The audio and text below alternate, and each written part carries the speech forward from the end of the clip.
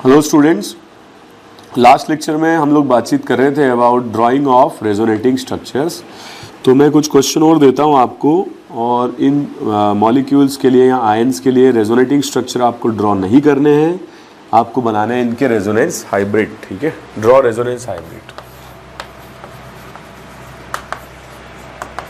Draw resonance hybrid.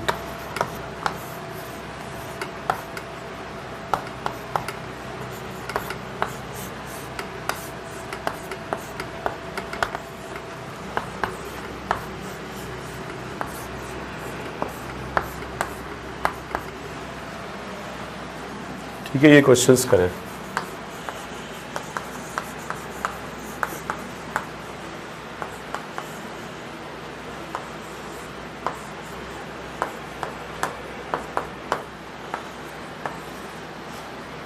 तो इन सारे structures के लिए आपको रेजोनेंस हाइब्रिड बनाने हैं। ओके, अटेम्प्ट करें आप लोग। देखो, एक तरीका तो ये है कि इन सब के रेजोनेटिंग स्ट्रक्चर्स बना लो, एक तरीका है, और फिर उसका हाइब्रिड बना लो। दूसरा तरीका ये है कि आप इन मॉलिक्यूल को देखें कि कितने एटम रेजोनेंस में पार्ट ले रहे हैं। Double single plus, double single plus, मतलब सारे ही एटम रेजोनेंस में पार्ट ले रहे हैं। अब पॉजिटिव चार्ज जो होगा 1 2 3 3 पर आ जाएगा, या 1 2 3 3 पर आ जाएगा। मतलब यहाँ पर भी आ सकता है, यहाँ पर भी आ सकता है, और यहाँ पर भी आ सकता है। और जो पाई बॉन्ड है वो क्या होगा, सभी में डिस्ट्रीब्यूटेड होगा। इसको ऐसे लिख सकते हैं रेजोनेंस हाइब्रिड को। ठीक है, या कभी कभी ऐसे भी बना दिया जाता है। ठीक है, रेजोनेंस हाइब्रिड। ओके, देखो इसमें देखो 1 2 3, ये एटम रेजोनेंस में 1 2 3 रेजोनेंस में। सो 1 2 3 डबल सिंगल लोन पे सारे एटम रेजोनेंस में पार्ट ले रहे हैं, और सारे एटम रेजोनेंस में पार्ट ले रहे हैं, और चार्ज भी सभी पर डिस्ट्रीब्यूट होगा। 1 से 3 पर आ जाएगा, 3 से 5 पर आ जाएगा, 5 से 2 पर, 2 से 4 पर, तो सभी में डिस्ट्रीब्यूट होगा। तो हम इसको ऐसे बना सकते हैं, और रेजोनेंस हाइब्रिड ये होगा। और कभी कभी ऐसे भी बना दिया जाता है। इसका मतलब माइनस चार्ज पूरी रिंग में इक्वली डिस्ट्रीब्यूटेड है। ठीक है, वैसे इसके लिए 7 रेजोनेटिंग स्ट्रक्चर्स बनेंगे। इसके लिए 3 बनेंगे, इसके लिए 5, इसके लिए 7। कैसे बनेंगे, 3 4 5, 5 पर आ जाएगा, 7 पर आ जाएगा, 7 से 2 पर, 2 से 4 पर, 4 से 6 पर, 6 से 1 पर। और इस तरीके से हम इसको बना सकते हैं, delta plus delta plus delta plus delta plus delta plus delta plus delta plus. ठीक है, तो इस तरीके से हाइब्रिड बना सकते हैं। ओके, इसका हम हाइब्रिड बनाते हैं। तो आप देखो,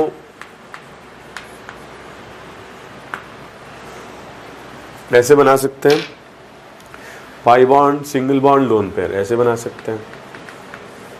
तो यहाँ आ जाएगा डेल्टा माइनस, यहाँ क्या आ जाएगा डेल्टा माइनस। ठीक है, ये बना सकते हैं।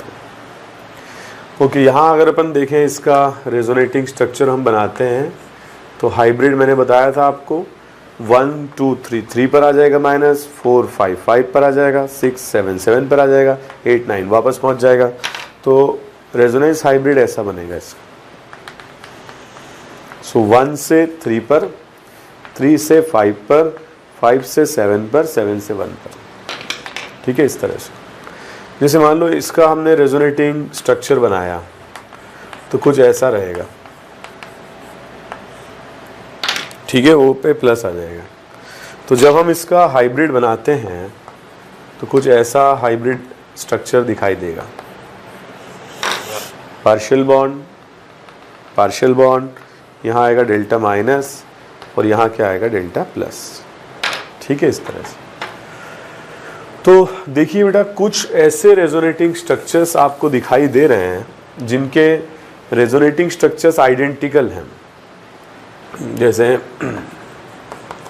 हमने अगर इसका रेजोनेटिंग स्ट्रक्चर बनाया, तो आइडेंटिकल बनेगा। ये दोनों रेजोनेटिंग स्ट्रक्चर्स आइडेंटिकल हैं। ठीक है, स्टेबिलिटी में और बॉन्ड में, ठीक है, चार्ज में, सब में आइडेंटिकल है। लेकिन कुछ ऐसे होते हैं जो आइडेंटिकल नहीं होते हैं। इसका आपने आरएस बनाया 1 2 and 3, case 2 type of resonance है, ऐसा बन जाएगा। तो यहाँ पर O पर चार्ज है नेगेटिव, यहाँ C पर चार्ज है, तो ऐसे स्ट्रक्चर्स क्या कहलाते हैं? नॉन आइडेंटिकल और अनइक्वली कॉन्ट्रीब्यूटिंग। अनइक्वली कॉन्ट्रीब्यूटिंग मतलब जैसे 100 मॉलिक्यूल हैं तो ये 50-50 नहीं होंगे, परसेंटेज इनका बराबर बराबर नहीं होगा, ठीक है। और ऐसे स्ट्रक्चर्स कहलाते हैं आइडेंटिकल और इनको कहा जाता है इक्वली कॉन्ट्रीब्यूटिंग। इक्वली कॉन्ट्रीब्यूटिंग, ठीक है। तो इस तरीके से बना सकते हैं। So these are the types of resonating structures, ठीक है। टाइप्स ऑफ रेजोनेंस या types of resonating structures. So there can be two types of resonating structures. कुछ मॉलिक्यूल या आयंस में आइडेंटिकल बनते हैं या इक्वली कॉन्ट्रीब्यूटिंग। इक्वली कॉन्ट्रीब्यूटिंग का मतलब है अगर 100 मॉलिक्यूल हैं तो ये 50-50 होंगे। जैसे मान लो ये दिया जाए कार्बोनेट आयन, तो आप जानते हो इसका रेजोनेंस 1, 2 एंड 3, ठीक है। केस 2 टाइप ऑफ रेजोनेंस, तो डबल बॉन्ड 2 और 3 के बीच में माइनस चार्ज यहाँ आ जाए। This is 1 type of resonance, 1, 2 and 3, double bond की लोकेशन यहाँ आ जाए, माइनस चार्ज यहाँ आ जाए। So all 3 are what? Identical. यहाँ पर इस पर माइनस है, यहाँ इस पर माइनस है, यहाँ पर इस पर माइनस, ठीक है। 1, 2, 1, 2 माइनस, 1, 2 माइनस। डबल बॉन्ड यहाँ पर है, इसमें लेफ्ट में है, इसमें राइट में है। तो ये आइडेंटिकल रेजोनेटिंग स्ट्रक्चर्स हैं। अब अगर रेजोनेटिंग स्ट्रक्चर्स आइडेंटिकल हैं तो कोई आपसे ये नहीं पूछेगा कि इनमें से कौन ज़्यादा स्टेबल है, क्योंकि दोनों की स्टेबिलिटी बराबर है, आइडेंटिकल है। लेकिन अगर रेजोनेटिंग स्ट्रक्चर्स नॉन आइडेंटिकल हैं तो फिर आपसे ये पूछा जा सकता है कि इन दोनों में से कौन सा स्ट्रक्चर मोर स्टेबल है, ठीक है। तो नॉन आइडेंटिकल रेजोनेटिंग स्ट्रक्चर्स में ये इंपॉर्टेंट हो जाता है बताना कि कौन सा स्ट्रक्चर मोर स्टेबल है और कौन सा स्ट्रक्चर लेस स्टेबल है। That means it becomes very important to compare the stabilities of resonating structures, ठीक है। Comparison of stability, comparison of stability.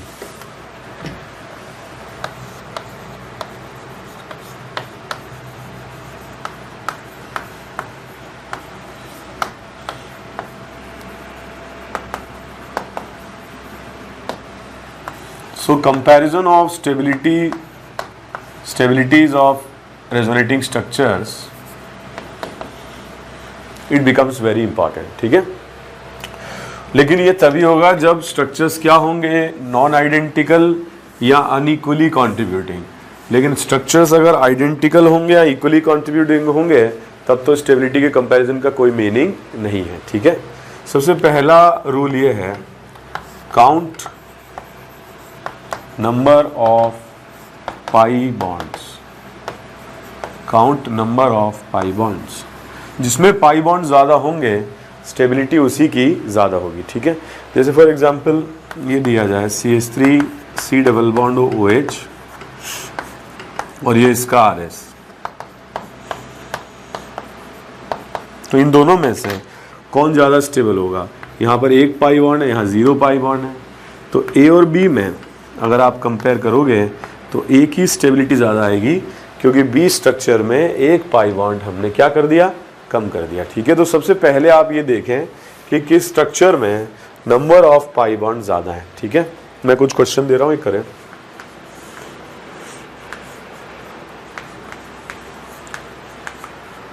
Compare the stabilities of resonating structures.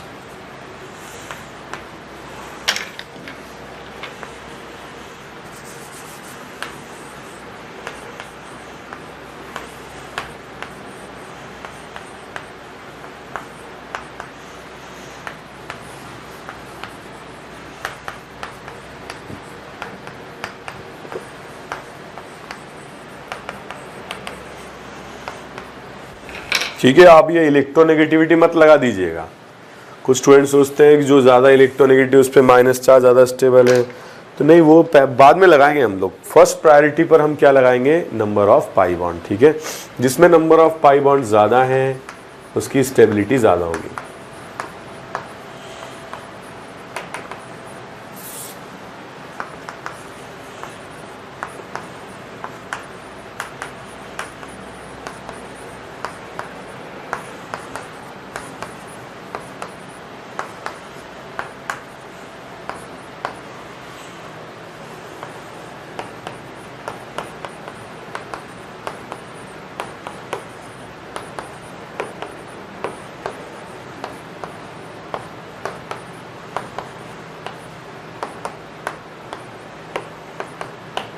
ठीक है, तो ये कंपेयर करें।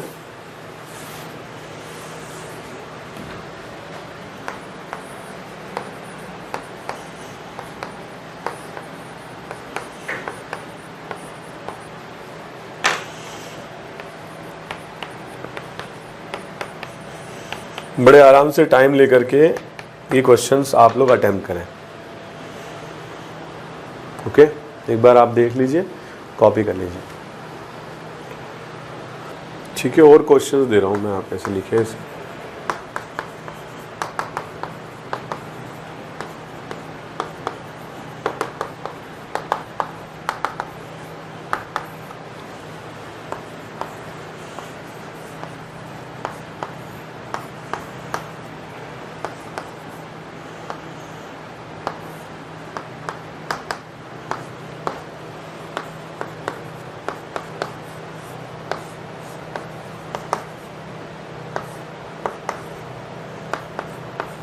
ओके, ये क्वेश्चंस अटेम्प्ट करें।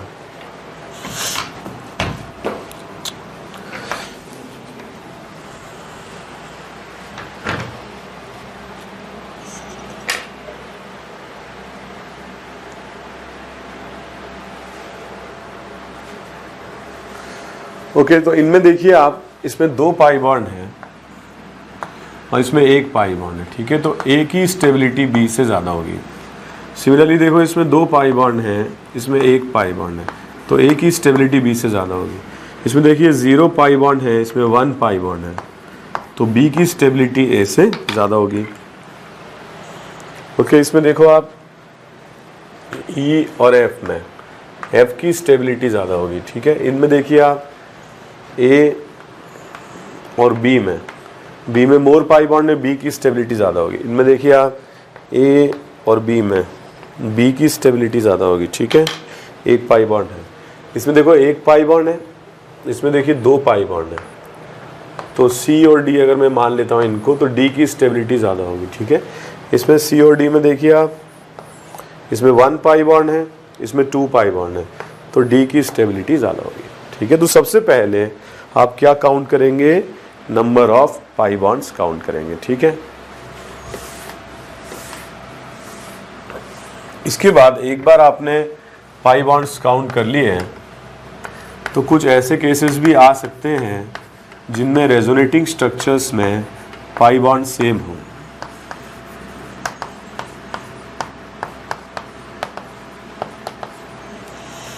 तो यहाँ अगर आप देखोगे तो दोनों में 1-1 पाई बॉन्ड है, तो on the basis of pi bond compare करना तो भाई पॉसिबल नहीं है। ठीक है, बट यहाँ अगर आप देखोगे तो ये एक न्यूट्रल स्ट्रक्चर है और एक चार्ज पार्टिकल नेगेटिव और पॉजिटिव। ठीक है, तो जहाँ चार्ज आता है, नया चार्ज आता है, वहाँ पर स्टेबिलिटी कम हो जाती है। ठीक है, stability is inversely proportional to new charge development. ठीक है, तो इन दोनों में से A will be more stable, but दोनों में पाई बॉन्ड बराबर हैं, बट फिर भी ए की स्टेबिलिटी ज़्यादा होगी क्योंकि ए एक न्यूट्रल स्ट्रक्चर है और बी क्या है, B is a charge particle. ठीक है, और क्वेश्चंस हम लोग देखते हैं, 8 तक मैंने करा दिए थे। तो इस स्ट्रक्चर को अपन बोलते हैं फिनॉल। इसका यूपीएससी नॉमेनक्लेचर में भी हम लोग डिस्कशन कर चुके हैं। ठीक है, ये करें आप लोग कंपेयर।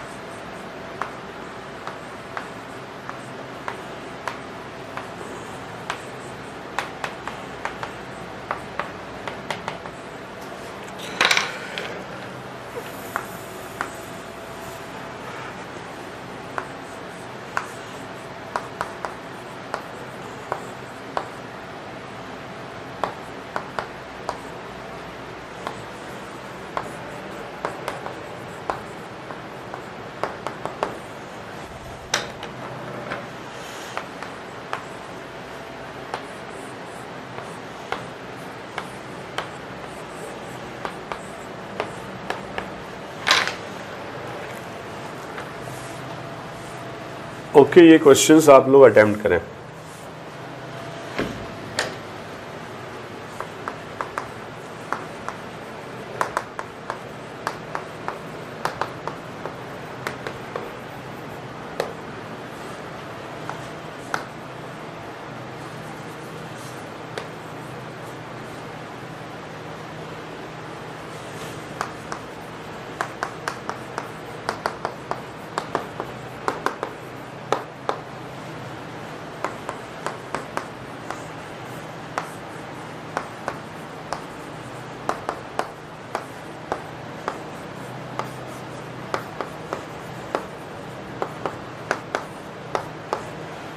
ओके, तो please attempt these questions, it will take some time.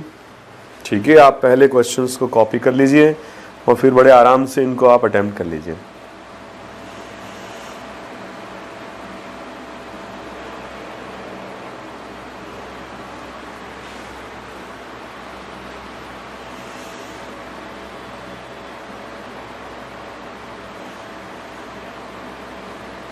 Okay, तो स्टार्ट करते हैं। देखो, मैं ये मान के चल रहा हूँ कि आपने सिंसियरली ये काम किया है, ठीक है, तभी आप इम्प्रूव भी कर पाएंगे।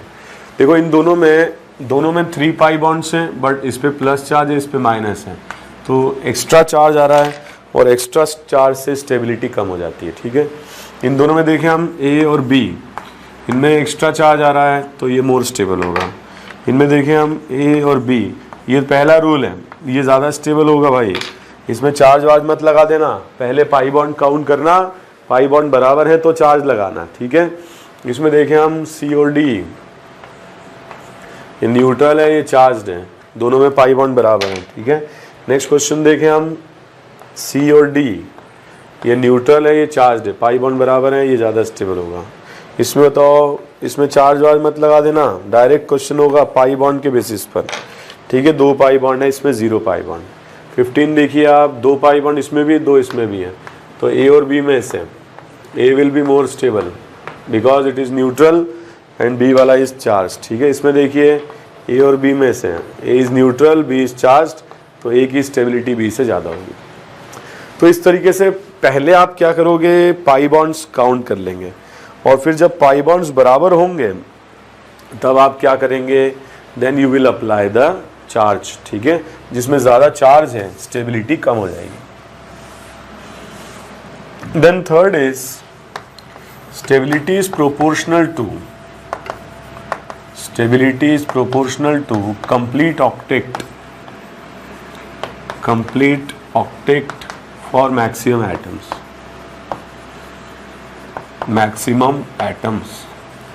तो ऐसे स्ट्रक्चर जिनमें एटम्स की ऑक्टेट क्या होती है, कंप्लीट। यहाँ देखो, जब हम इसका आरएस बनाते हैं तो कुछ ऐसा बनेगा।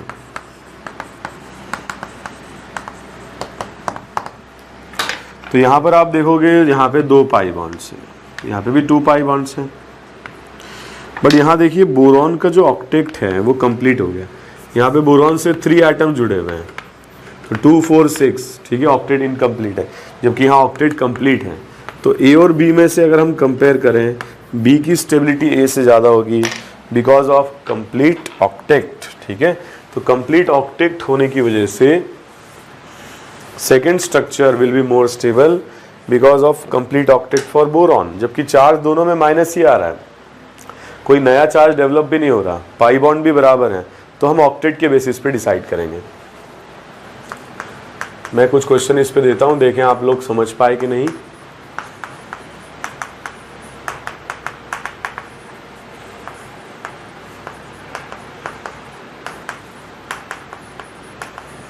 देखो बेटा, मैं ये कहना चाह रहा हूं कि दोनों में पाई बॉन्ड बराबर है, एक एक ही है, माइनस चार्ज भी देखो यहाँ क्लोरीन पे, यहाँ एल्यूमिनियम बराबर है, तो फिर we will decided on the basis of octet.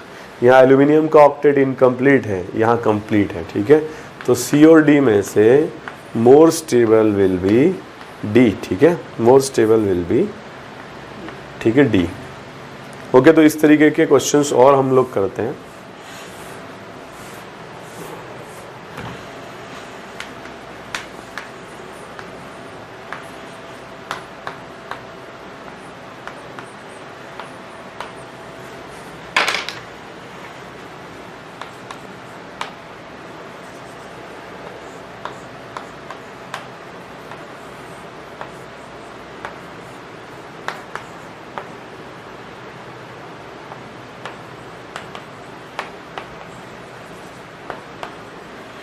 तो इसके बारे में क्या ख्याल है आपका?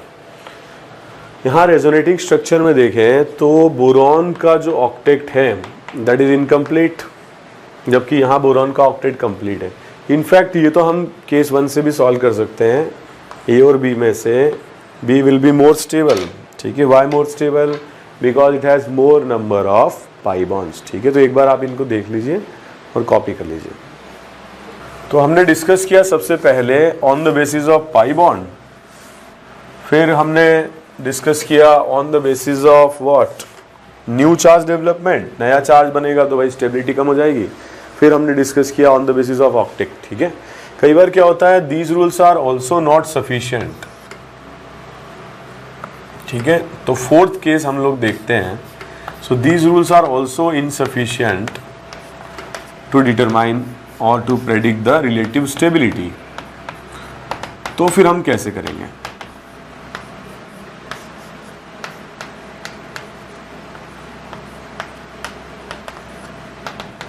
देखो बेटा, ऐसा है कि हमारे पास ये 3 RS हैं। तो पहले वाले में क्या है ना कि it's a neutral structure, 3 pi bond, तो ये तो पक्का है कि भाई ए इज मोर स्टेबल, क्योंकि तीनों में पाई बॉन्ड बराबर है। रूल 1 डिसाइड नहीं कर पा रहा, रूल 2 चार्ज आ रहा है तो भाई ये दोनों लेस स्टेबल हो गए, रूल 2 से हमने डिसाइड कर लिया। ऑक्टेट का कोई मतलब नहीं, क्योंकि कार्बन आयन बन रहा है, कार्बन आयन का ऑक्टेट कंप्लीट होता है। अब हम देखते हैं चार्ज। यहाँ पे देखो, ये जो अपोजिट चार्जेस हैं ये क्लोजर हैं, यहाँ पे जो अपोजिट चार्जेस हैं ये दूर हैं। तो अपोजिट चार्जेस ज़्यादा स्टेबल होंगे अगर वो क्लोज होंगे because of force of attraction, and like charges अगर होंगे तो जितना दूर होंगे उतनी स्टेबिलिटी ज़्यादा होगी। मैं ये बोल सकता हूँ कि opposite charges are more stable when closer and like charge is more stable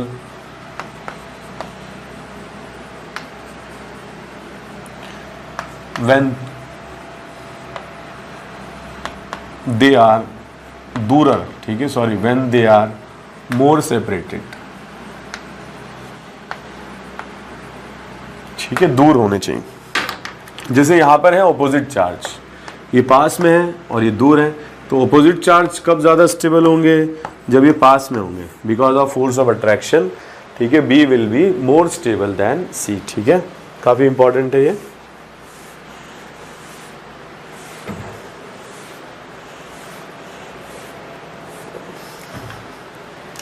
okay, तो मैंने कुछ 17 क्वेश्चंस आप लोगों को करा दिए थे और आगे देखते हैं, ठीक है। तो मैं थोड़ी सी नंबरिंग भी भूल गया हूँ, तो आगे देखते हैं, ठीक है। फिर से नए से नंबरिंग कर लेते हैं। तो इस पर कुछ प्रैक्टिस करवाता हूँ मैं आपको।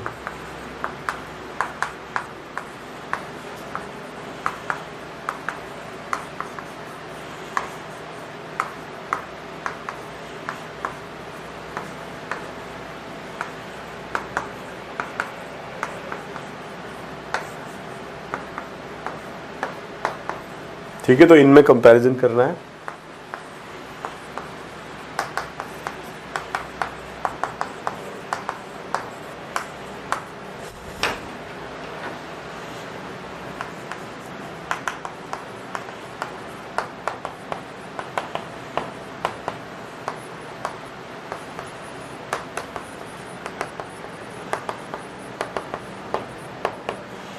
ओके, ये क्वेश्चंस अटेम्प्ट करें।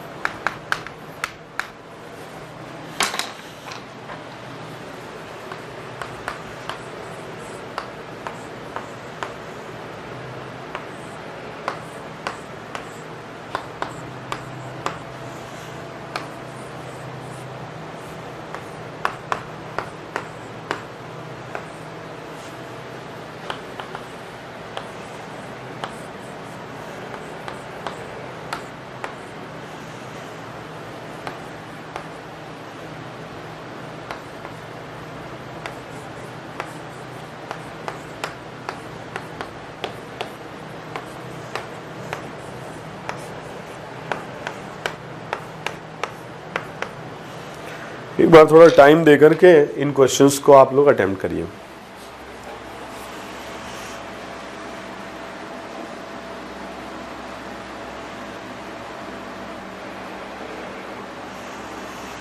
ओके, स्टार्ट करते हैं हम लोग। एबीसी में मान लीजिए एबीसी है ये,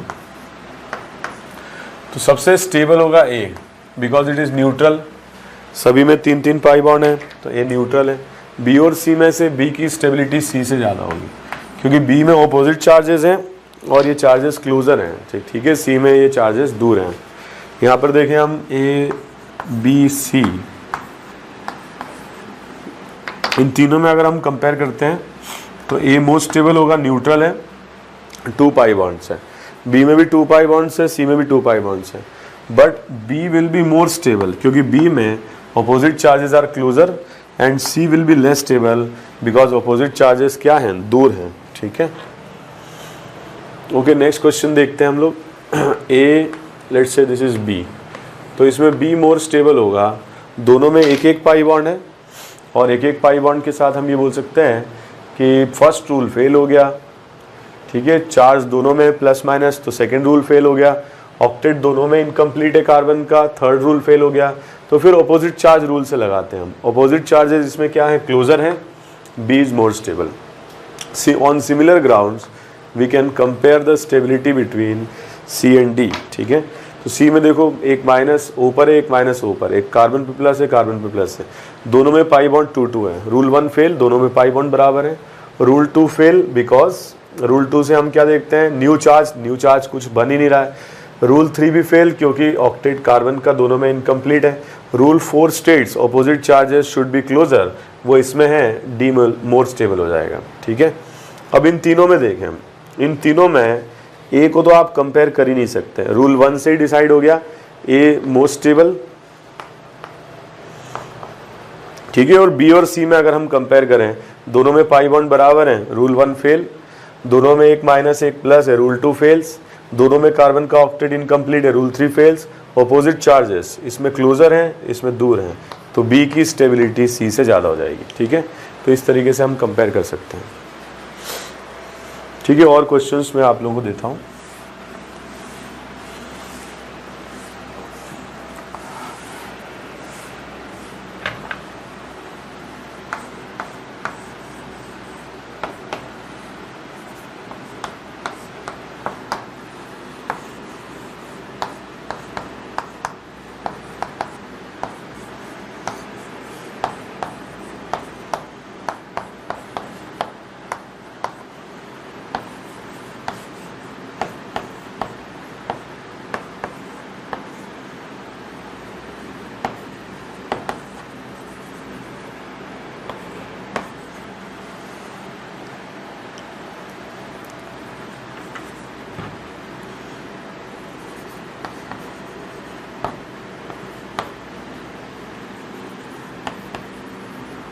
ठीक है, तो ये क्वेश्चन करें आप लोग।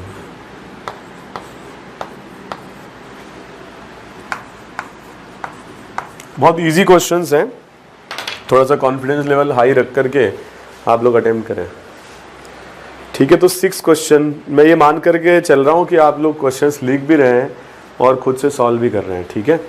तो यहाँ पर देखें ए और बी में दोनों में 1-1 पाई बॉन्ड है, बट यहाँ पर लाइक चार्जेस हैं, और लाइक चार्जेस कब स्टेबल होंगे, जब ये दूर होंगे। यहाँ पे देखिए ज़्यादा दूर है, यहाँ क्लोज आ गए, तो ये मोर स्टेबल हो जाएगा, ठीक है। यहाँ देखिए आप एक माइनस से दो, एक माइनस, एक माइनस से एक माइनस है, क्या होगा बताइए। ये लाइक चार्जेस हैं। अब लाइक चार्जेस यहाँ देखो क्लोज आ रहे हैं, यहाँ पे दूर हैं, तो ए की स्टेबिलिटी बी से ज़्यादा हो जाएगी, ठीक है। तो इस तरीके से बना सकते हैं। Rule 1 count number of pi bonds. Rule 2, ठीक है, charge development will decrease stability. Rule 3 क्या बोलते हैं हम, ऑक्टेट कंप्लीट होना चाहिए मैक्सिमम एटम्स का, जिसमें ज़्यादा ऑक्टेट कंप्लीट है वो ज़्यादा stable. And rule 4 opposite charges should be closer and like charges should be separated, ठीक है। तो अब हमने ये 4 रूल्स हमने डिस्कस कर लिए। देन 5th रूल पर हम आते हैं। कई बार इन सारे रूल्स से भी क्वेश्चन सॉल्व नहीं हो पाते, and then we require another rule, 5th rule.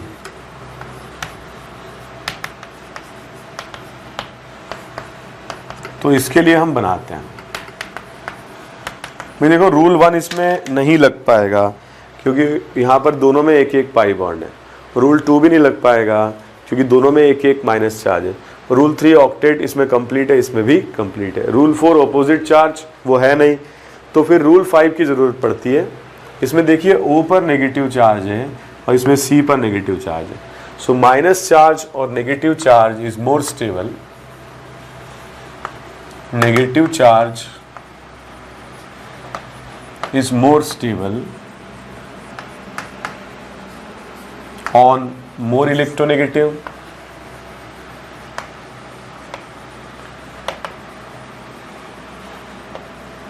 and positive charge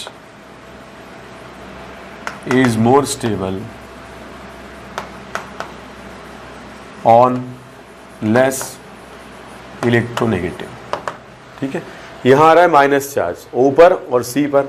O more electronegative है, तो जो मोर इलेक्ट्रोनेगेटिव है उस पर माइनस चार्ज ज़्यादा स्टेबल है और इसीलिए A की स्टेबिलिटी B से ज़्यादा हो जाएगी। ठीक है, so negative charge is more stable on more electronegative atom and positive charge is more stable on less electronegative atom. ठीक है, तो इस पर हम कुछ क्वेश्चंस करते हैं। मैंने अभी 5 तक करा दिए।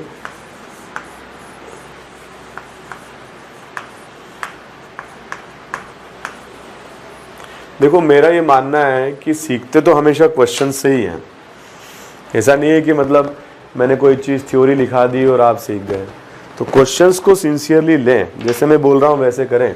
इम्प्रूवमेंट के लिए वो ज़रूरी है। आप चाहते हो कि आपके नंबर अच्छे आए ऑर्गेनिक में, तो मेरी बात मानो। ठीक है, मैं बड़ा हूँ ना, तो मेरी बात मानो आप लोग। ठीक है,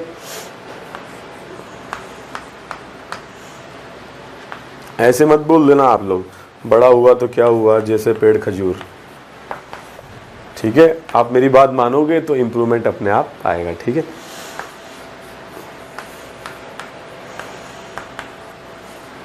तो ये क्वेश्चंस आप लोग लिखें और सॉल्व करें।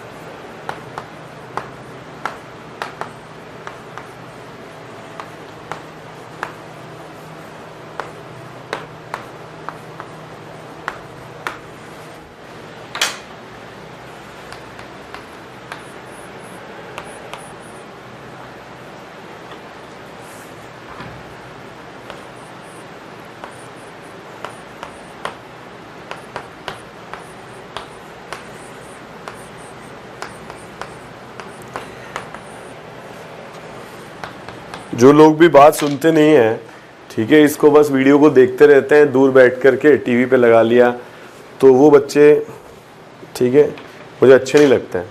ठीक है, और इन सब बातों से क्या है, मुझे ऐसा लगता है कि आप लोग मेरी बात नहीं मान रहे हो, मुझे ऐसा लगता है कि आप लोगों को सीखना नहीं है। ठीक है, तो आप मेरी बात माने। ठीक है, अगर आप नहीं मानोगे देन इट हर्ट्स। ठीक है, तो आप थोड़ा सा इस तरीके से रहें और जो मैं कह रहा हूँ जिस तरीके से कह रहा हूँ वैसे करें। मुझे, मेरे पास टाइम नहीं होगा, मैं आपको बोल दूंगा कॉपी कर लो। ठीक है, और आपने किया नहीं क्योंकि मैं आपको देख नहीं रहा हूँ।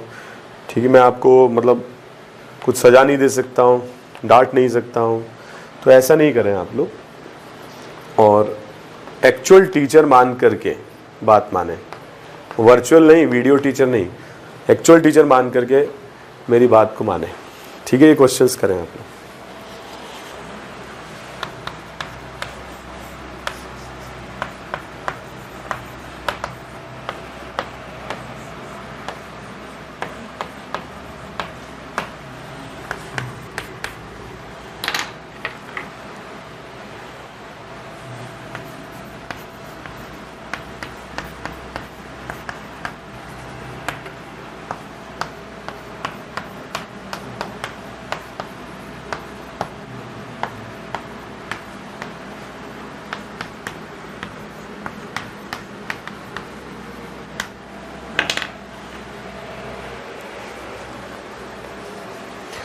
ओके, ये क्वेश्चंस आप लोग अटेम्प्ट करें। तो मैं क्या करता हूँ, 6 क्वेश्चन से स्टार्ट करता हूँ, एक बार आप इनको देख लीजिए। ओके, क्वेश्चन नंबर 6 देखिए, यहाँ पर कार्बन पर नेगेटिव है, यहाँ O पे नेगेटिव है, तो A और B में से B की स्टेबिलिटी ज़्यादा होगी। ठीक है, यहाँ पर देखो कार्बन पर नेगेटिव, यहाँ O पर नेगेटिव है, तो C और D में से D की स्टेबिलिटी ज़्यादा होगी। यहाँ कार्बन पर नेगेटिव है, यहाँ नाइट्रोजन पर नेगेटिव है, तो A और B में से B की स्टेबिलिटी ज़्यादा होगी। ठीक है, नेक्स्ट देखिए आप 9th क्वेश्चन। तो O पर नेगेटिव है, ये सबसे ज़्यादा स्टेबल, N पर नेगेटिव है लेस स्टेबल, और C पर नेगेटिव है लीस्ट स्टेबल होगा। ठीक है, यहाँ पर देखें हम O पर नेगेटिव है, यहाँ C पर नेगेटिव है, तो O पर नेगेटिव मोर स्टेबल होगा। यहाँ पर देखें कार्बन पर नेगेटिव है, सल्फर पर नेगेटिव है, तो सल्फर पर negative charge will be more stable. ठीक है, यहाँ पर देखें हम क्वेश्चन में कार्बन पर नेगेटिव है, नाइट्रोजन पर नेगेटिव है, तो नाइट्रोजन पर नेगेटिव मोर स्टेबल होगा। लेकिन देखो सारी चीज़ें पहले होनी चाहिए, पहले देखो पाई बॉन्ड बराबर है, ये सबसे पहले लगाना है, चार्ज दोनों में माइनस आ रहा है तो ठीक है, वो भी सेकंड रूल फेल हो गया। ऑपोजिट चार्ज का कोई मीनिंग नहीं है, ठीक है, तो वो भी फेल हो गया। और इसके बाद फिर हम ये इलेक्ट्रोनेगेटिविटी रूल लगा देते हैं। ठीक है, तो इलेक्ट्रोनेगेटिविटी के बेसिस पर इन तीनों में देखें हम O और N, most electronegative item first O और N। ठीक है, थोड़ा सा मैंने गलत बना दिया है, ये यहाँ पर भी O और N है और यहाँ पर O और C है, ये लीस्ट स्टेबल हो गया। और अगर यही क्वेश्चन दिया जाए तो ये दोनों फर्स्ट हो जाएंगे। मतलब मैं ये कहना चाह रहा हूँ कि A, B और C में A और B की तो स्टेबिलिटी बराबर है, क्योंकि दोनों में O पे नेगेटिव है और इन दोनों की स्टेबिलिटी C से ज़्यादा है। वेरी वेरी इंपॉर्टेंट, एक बार आप देख लें। ओके, तो हमने सीक्वेंस के हिसाब से सबसे पहले क्या किया, पाई बॉन्ड काउंट कराए, फिर इसके बाद ये देखा भाई new charge development decreases stability, फिर हमने देखा opposite charges should be stable when they are closer, या उससे पहले हमने देखा ऑक्टेट, उसके बाद हमने देखा opposite charges are more stable when they are closer and like charges are more stable when they are separated, और फिर लास्ट में 5th नंबर पर हमने कंपेयर किया on the basis of electronegativity. कई बार ये रूल्स से भी हम रिलेटिव स्टेबिलिटी को कंपेयर नहीं कर पाते हैं, जैसे इस क्वेश्चन में हम देखें। तो इन दोनों मॉलिक्यूल में आप देखोगे पाई बॉन्ड बराबर है, चार्ज कार्बन पर आ रहा है, ऑपोजिट चार्ज है नहीं, इससे कोई मतलब नहीं है। तो ये जो कार्बन एटम है ये 3 डिग्री है और ये कार्बन एटम 1 डिग्री है, और क्या होगा, इस पर प्लस आई इफेक्ट लगेगा, और प्लस आई इफेक्ट लगने के कारण ये मोर स्टेबल हो जाएगा। जैसे कि मैंने आपको बताया था कि अगर केटायन है, ठीक है, अगर केटायन है या रेडिकल है, मैंने बताया था इंडक्टिव इफेक्ट से हम डिसाइड कर सकते हैं, ज़्यादा स्टेबल होगा 3 डिग्री, 2 डिग्री, 1 डिग्री। और अगर यही क्वेश्चन एनायन के लिए पूछा जाता तो मैंने आपको बताया था कि कार्बन आयन की स्टेबिलिटी प्लस आई इफेक्ट से डिक्रीज होती है।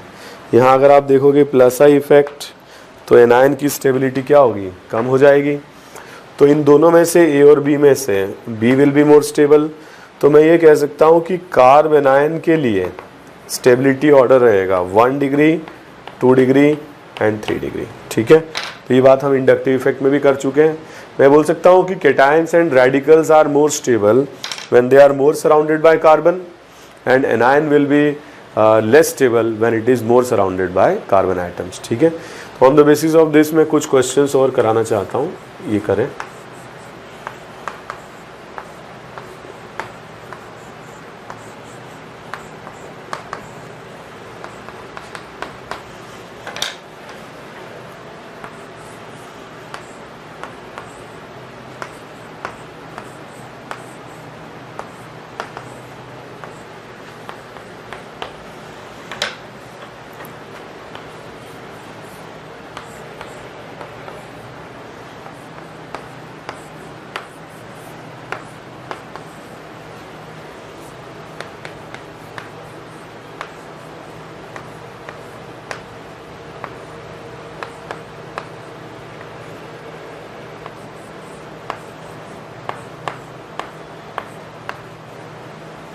ओके, तो ये क्वेश्चंस आप लोग लिख करके कॉपी कर लीजिए और फिर अटेम्प्ट कर लीजिए इसको।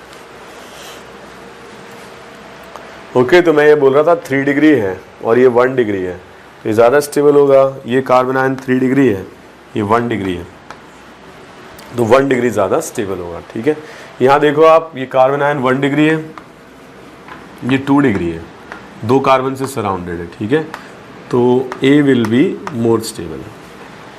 यहाँ पे देखो ये 2 डिग्री है, ये 1 डिग्री है, तो कौन ज़्यादा स्टेबल होगा?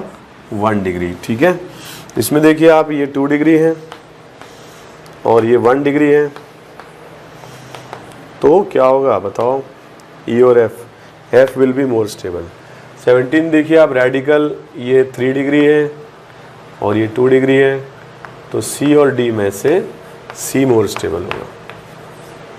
ठीक है, इस तरीके से आ जाएगा। तो काफ़ी सारी चीज़ें हम लोगों ने डिस्कस करी, बस एक छोटी सी चीज़ और इसमें, ठीक है, कंपैरिजन के लिए पूछी जा सकती है। एंड देन रिलेटिव स्टेबिलिटी का वाला जो पार्ट है, मतलब how to compare the stabilities of RS, वो कंप्लीट हो जाएगा। ठीक है, और कोई भी क्वेश्चन आपको मिलेगा आप लोग अटेम्प्ट कर पाएंगे। ज़्यादा से ज़्यादा क्वेश्चंस आप लोग प्रैक्टिस करें। ठीक है, तो मैं बोल रहा था आपको 6 पॉइंट तक मैंने आप लोगों को करा दी, 6 points. 7 point is Fries rule. ठीक है, फ्राइस रूल। फ्राइस रूल ये कहता है कि अगर आपके पास रेजोनेटिंग स्ट्रक्चर्स हैं जिनमें बेंजीन रिंग्स हैं, जैसे मान लीजिए 2 रेजोनेटिंग स्ट्रक्चर्स हैं, तो हमारे पास 2 रेजोनेटिंग स्ट्रक्चर्स में बेंजीन रिंग है। अब जो लेफ्ट वाला जो स्ट्रक्चर है नैप्थलीन, इसमें एक बेंजीन रिंग ऐसी है, दोनों बेंजीन रिंग को मैंने अलग अलग कर लिया, एक ऐसी है, क्योंकि ये पाई बॉन्ड अगर है तो दोनों के लिए ही काउंट होगा, दोनों बेंजीन जैसे दिख रहे हैं। राइट वाली रिंग को हमने क्या किया, अलग कर लिया, तो यहाँ पाई बॉन्ड है लेकिन यहाँ गायब है, और इनमें तो पाई बॉन्ड है। तो देखा जाए तो ये दोनों फॉर्म्स जो मैंने इसमें से निकाले हैं, इनको कहा जाता है बेंजीनोइड फॉर्म्स। बेंजीनोइड फॉर्म्स, ठीक है, ये दोनों बेंजीनोइड फॉर्म्स हैं। फ्राइस रूल ये कहता है stability is proportional to number of benzenoid forms. लेकिन ये रेजोनेटिंग स्ट्रक्चर होने चाहिए। पता चला आप इसमें काउंटिंग करने लगे, ठीक है, ज़्यादा बेंजीन है इसमें, तो ये कंपैरिजन नहीं है। These two are resonating structures, तो हम कंपेयर कर सकते हैं on the basis of benzenoid form. इसमें दोनों बेंजीन रिंग्स हैं, इसमें एक बेंजीन है दूसरा नहीं है, तो एक ही स्टेबिलिटी ज़्यादा हो जाएगी। देखिए इससे 2 बेंजीन बन रही है, इससे एक बेंजीन बन रही है और एक बेंजीन जैसा नहीं दिख रहा है। ठीक है, तो वो रेजोनेटिंग स्ट्रक्चर ज़्यादा स्टेबल होते हैं जिनमें क्या होता है, मोर नंबर ऑफ बेंजीन रिंग्स होती हैं या बेंजीनोइड फॉर्म्स होते हैं। ठीक है, मैं और क्वेश्चन इस पे कराता हूँ, आप प्रैक्टिस करें।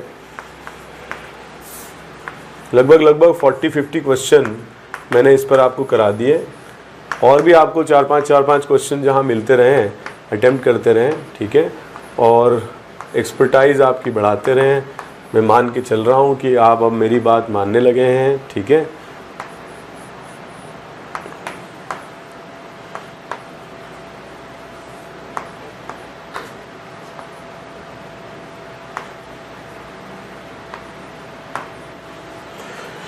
राइट। तो ये 2 RS हैं। एक और क्वेश्चन दे देता हूँ लास्ट। आप लोगों को लग रहा हो सर लिख लिख के थका देते हैं, तो वो दोनों के लिए मैं भी थकता हूँ आपके साथ। वो थकने के बाद ही पकोगे। ठीक है, पकोगे मतलब इम्प्रोवाइज करोगे। ठीक है, और एक्सपर्ट बनोगे आप सब्जेक्ट में, मार्क्स अच्छे आएंगे आपके।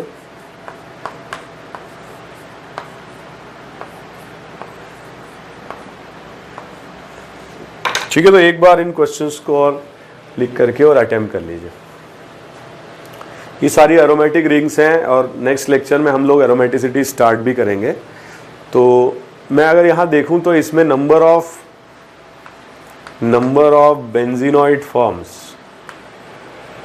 कितने, देखो एक ये पूरी रिंग बेंजीन है, एक ये रिंग भी बेंजीन है, लेकिन ये बेंजीन जैसा नहीं क्योंकि यहाँ पाई बॉन्ड नहीं है, 2 बेंजीन है। ठीक है, यहाँ देखो आप 1 और इसमें भी 2 है, तो इसमें भी नंबर ऑफ बेंजीन 2 है, तो हम इन दोनों की स्टेबिलिटी को क्या मानेंगे, सेम मानेंगे। ठीक है, ए और बी की स्टेबिलिटी क्या होगी, सेम होगी। ओके, हाँ एक स्ट्रक्चर और मैं बना के बताता हूं आपको जो इन दोनों से लेस स्टेबल होगा।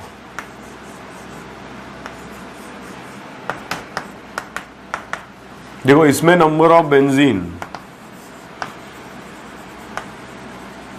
केवल एक ही है, ये कोई बेंजीन नहीं है, ये बेंजीन है। ठीक है, सो ओनली वन बेंजीन। इसमें देखो कितनी बेंजीन रिंग्स है, 1 2 एंड 3 बेंजीन रिंग्स। ठीक है, इसमें देखो कितनी बेंजीन, आई एम सॉरी मैं पूरा लिखा भी नहीं, तो इसमें कितनी बेंजीन रिंग्स है, 1 2 एंड 3, तो ये बराबर हो गए। ठीक है, इनको आप क्या मान सकते हो, दोनों में 3 बेंजीन रिंग्स हैं, तो सी और डी दोनों ही क्या होंगे, आइडेंटिकल स्टेबिलिटी के होंगे। ठीक है, इनफैक्ट मैंने सेम ही लिख दिए हैं, मैं चेंज करता हूं इनको। ठीक है, आप थोड़ा देखें,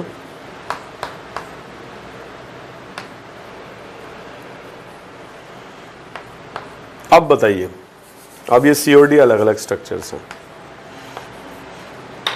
इसमें देखो ये बेंजीन जैसा है, ये भी बेंजीन जैसा है, लेकिन ये बीच वाला बेंजीन रिंग नहीं है, जबकि इसमें देखो ये भी बेंजीन है, ये भी बेंजीन है, ये भी बेंजीन है, तो सी की स्टेबिलिटी ज़्यादा होगी क्योंकि इसमें 3 बेंजीन रिंग्स हैं या बेंजीनॉइड फॉर्म्स हैं, और इसमें एक और ये 2 बेंजीन फॉर्म्स हैं। ठीक है, तो सबसे पहले हमने रिलेटिव स्टेबिलिटी जब कैलकुलेट की रेजोनेटिंग स्ट्रक्चर्स की, तो सबसे पहले हमने डिस्कस किया you have to count the number of pi bonds. मैं बार बार इसलिए बोल रहा हूँ कि आपको याद हो जाए। ठीक है, सेकेंड हम क्या देखते हैं, सेकेंड हम देखते हैं चार्ज, नया charge development, new charge development will decrease stability. Third हम देखते हैं कंप्लीट ऑक्टेट, जिसमें मैक्सिमम एटम्स की ऑक्टेट कंप्लीट होगी, वो ज़्यादा स्टेबल होगा। फोर्थ नंबर पर हम देखते हैं, क्या देखते हैं, opposite charges should be more stable when they are closer and like charges are more stable when they are separated.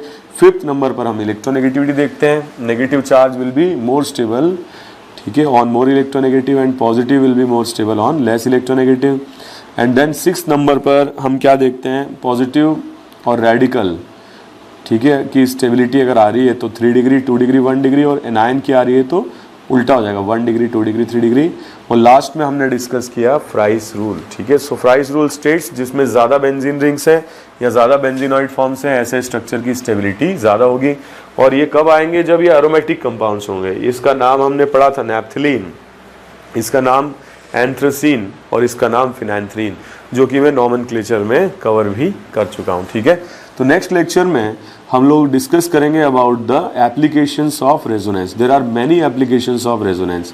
Aromaticity, कौन सा कंपाउंड एरोमेटिक है, नॉन एरोमेटिक है, एंटी एरोमेटिक है, plus M and minus M effect, ठीक है, and application of plus M minus M effect to consider the और to compare the stability of cation anion and radical, comparison of bond length, bond energy, ठीक है, and bond order. इसके बाद heat of combustion, heat of hydrogenation का comparison of resonance energy, और ये सब complete करने के बाद then we will apply the resonance effect for the acid strength and base strength.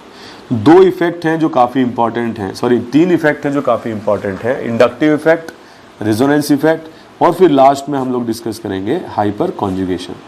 ठीक है, तो this is the sequence of general organic chemistry.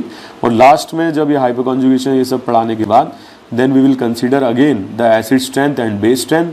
और अभी तो हमने जो एसिड स्ट्रेंथ देखा था, बेस स्ट्रेंथ तो खैर हमने पढ़ा भी नहीं, वो हमने सिर्फ इंडक्टिव इफेक्ट के बेसिस पर देखा था।